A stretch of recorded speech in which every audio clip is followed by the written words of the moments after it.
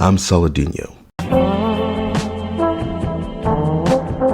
Once so-called game journos and slimy devs finally figured out a way to defend Sweet Baby Inc. from the huge PR fiasco they instigated against themselves, Ministry of Truth correspondent Stacey Henley wrote this article. Now, I'm not going to read the entire article in this video, but it does speak to how the media has admitted the truth in this situation, how they've gaslighted fans and gamers and just outright lied about what's happening. So anyway, this is Henley's article. Diversity is not your enemy in a live service world. Studios aren't forced to add diversity. They're forced to add battle passes and endless grind, leading to worse games and cheap demographic appeal. Diversity is not the issue. I hate how they do this, how they've turned diversity into the final boss of Strawman arguments. Henley continues, I want to dive a little into the facts of the issue, but I also think it's important to address the underlying problems they have unearthed and the occasionally justified cause of this outrage. Plot twist. Henley doesn't dive into the facts of the issue at all, and Henley doesn't address the underlying problems, nor does Henley address the cause of the outrage. The big problem with the way this Sweet Baby Inc. hoopla is being reported on is how they're saying gamers are outraged, or there is an outrage over this, without explaining what the outrage is about. The list happened before the so-called outrage, and the outrage, if there's any actual outrage, is directed at Sweet Baby Inc. for trying to get the list and the creator of the list, Kabrutus's personal Steam account banned. And it's wild to see that these journals have come out with these articles and tweets defending Sweet Baby Inc., and none of them have mentioned what's actually going on. They're focusing on the Sweet Baby detected list as if it's whipping people up into this frenzy against Sweet Baby Inc. But the list was made so that people could avoid Sweet Baby at all costs. And that's the point gamers have been making forever about this woke shit in our games and in our entertainment overall. Like, comic books have been destroyed because of this type of thing. The thing is, they don't want you to have a choice. It's not like, alright, so say gamers were to tell Sweet Baby Inc. or any other sensitivity reader, just give us two versions. If I'm a fan of fan service in a game, and you're working on a big AAA game that has a sexy character with jiggle physics in it, instead of telling the devs to take it out, just give us a filter for people who don't actually want to see fan service. If they're against jiggle physics and sex outfits for the characters, just give us a filter or give them a filter so they can use that. And also, say, for MJ in Spider-Man, if for some reason you have a problem with idealized beauty, MJ is a 10 out of 10 dime piece. And that's how she's supposed to look. That's how she canonically is. If, for some reason, you think that there are women out there who are threatened by this beauty, make two versions. And I would go so far as to say, well, it's too expensive. If they say it's too expensive and it's not practical or efficient, then charge us to get the OG 10 out of 10 MJ. And for anybody who wants, for whatever reason, the trans-friendly, flat-ass, hideous MJ, they could play that. But they would fight that. They would fight you having that choice. All right, back to parts of this article. This might be the worst part because it deflects what's actually happening. It's Henley straight up lying about what Sweet Baby Inc. does, and what other sensitivity readers do. So anyway, in short, Sweet Baby Inc. is a narrative consultancy firm. This means if developers are stuck on a narrative hitch, they call in outside experts to help. It might be that a character feels dull, or that there's no reason provided in the story for why they do a thing they definitely need to do for the script to make sense. This is so stupid. This doesn't even make any sense. These firms help with character writing and overall plot, but they might also help with world-building elements as well. This firm might be brought in near the start when the story is just scraps of paper pinned to a corkboard, or they might arrive late in the day when most of the game is set in stone, or the actors are yet to record their lines, or any time in between. What is most crucial is that they make suggestions. They don't take over development and throw out what the devs want in favor of their own agenda. They are asked, how do we make this better? And they respond, what about this? Henley is by far the worst of the journos out there, the most cynical and Weasley of them. In fact, I would go so far as to say that Henley is only pretending to be trans. And also, I think Henley is a huge fan of Nickelback. Criminal record, I can't cross state lines. Rust on the bad list, and you're last on mine. Looking for a scapegoat, long past due.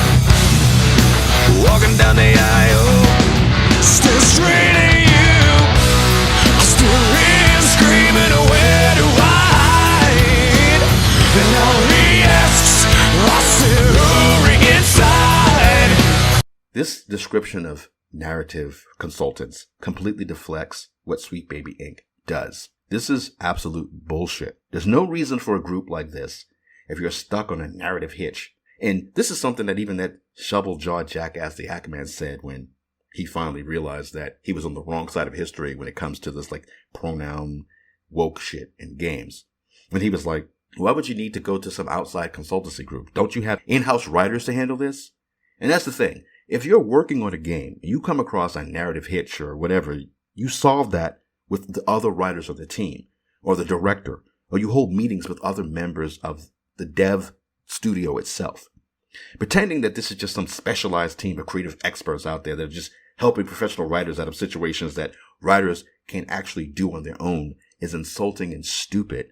And it goes against everything we've seen Sweet Baby Inc. do.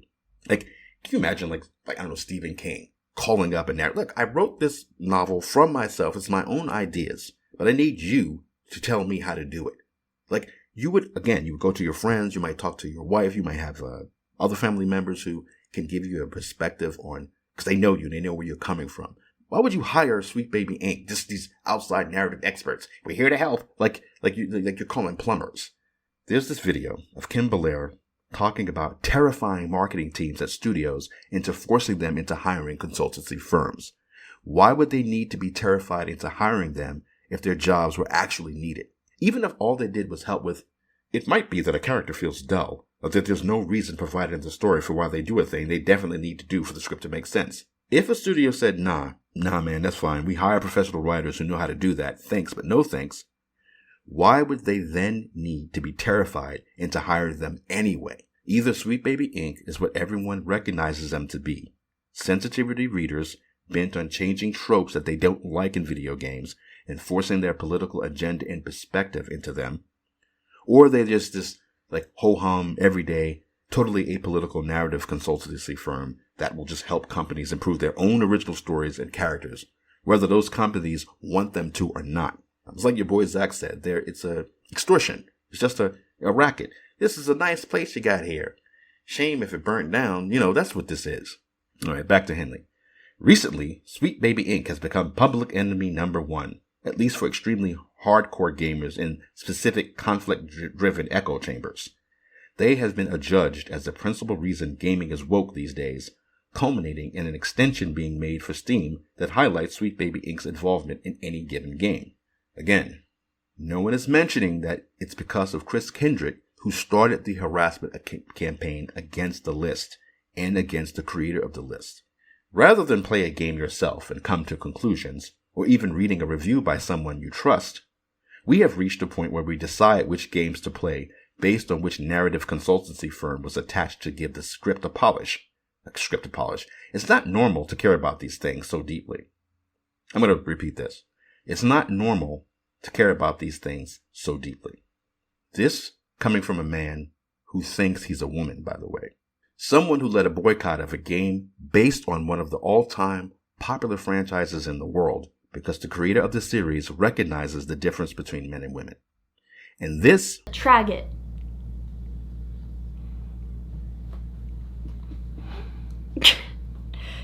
I just made that word up. I did! Is smugly telling people who want to avoid a company that's famous for ruining God of War Ragnarok, Spider-Man 2, and Suicide Squad Kills the Justice League that it's not normal to want to avoid their bullshit. This is one of those things where, to do this thing where it's not normal to care. Why do you care what gamers want to play or not want to play? Oh, these gamers made a mod to make another character beautiful. That's hurting me somehow. That's bothering me somehow. The list literally says not recommended. Pretending that it's somehow interfering with someone's personal agency because it exists at all is absurd. They don't want you to have choice. Like, it's not going to help or hurt Henley in any way if all gamers from this point on never bought or never played another Sweet Baby Inc. consulted game. Okay, here, back to this. Okay, keeping in mind that all these firms do is make suggestions, it's a leap to claim they're the reason for anything in the game at all. If a dev does not like their suggestions, they can easily be rejected. No, it can't easily be rejected. Sweet Baby Inc. didn't even accept companies that said they didn't need a consultancy firm. They said, Go to your marketing team and terrify them into explaining why they're needed and to get what you want. And we know how activists get when it comes to their agenda being ignored. Hanley literally tried to stop people from buying a game about wizards and witches because Hanley wants people to believe that he's actually a woman. We've seen autistic localizers talk about how they've told Japanese devs to cover up the cleavage of characters because Western audiences have a problem with that. And that's simply not true. It's them, these autistic activists, these man-hating feminists who don't like the cleavage. That Sweet Baby Inc. specializes in being a diversity consultant is why it has become a target. It's not a target. People want to avoid Sweet Baby Inc. The media keeps calling them a target because they're pushing this lie to demonize gamers. The assumption is that the consultancy they do is add more black people or make it more woke. But you wouldn't call this firm if diversity was not already important for you, or if Kim Belair didn't go to your marketing team to terrify you into hiring her. Yes, sometimes simply adding more diverse characters will be a suggestion, but it's much more frequent that characters who are already diverse are offered suggestions on making them more believable in their diversity, erring away from stereotypes or injecting more culture, like adding the wrong flag to a black Puerto Rican character, giving him the Cuban flag instead of the Puerto Rican flag in his home. This is the gaga goo goo game where just saying diverse or inclusion means what they're doing is automatically good, and that if you have a problem with it, it means you hate black people or women. Diversity and inclusion, to Sweet Baby Inc. and other activists in gaming journals like Henley, is this: Black Norse gods. And if you say, hey, Norse gods aren't black, not only does it not make sense for the lore, it doesn't make sense for the region. All they're going to do, if you say that to them, they're just going to be smug and go, oh, so you can believe in dragons and frost giants, but a black person in Norse mythology is just unreasonable to you? OMG! They call themselves experts, but the first thing they do is destroy the lore. They destroy your mythos, baby, just so they can have diversity and inclusion.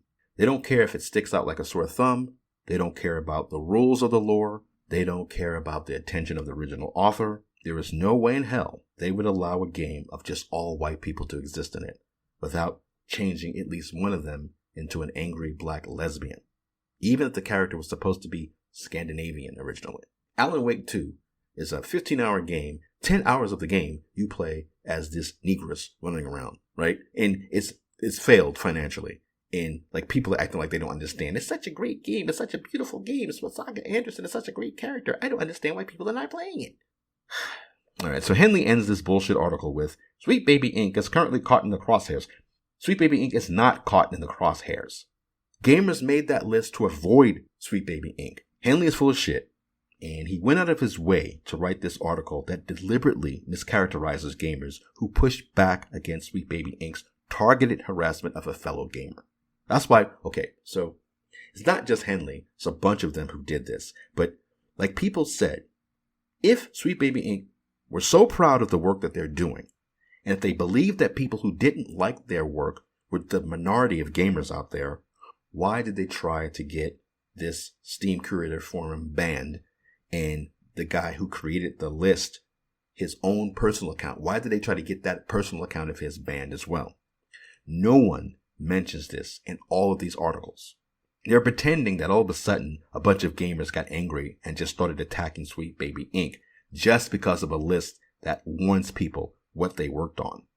These are the narcissists who see art as needing to look like them. These are the people who will attack you for criticizing them. They're literally mad that people said they don't want to play games made by these activists. These people are unhinged, and they can lie and twist things as much as they want. Gamers don't need them on their side. If they want to marginalize us and push us off into our corner, good. This was a much better space without them anyway. A whole lot of memory, yours and not mine.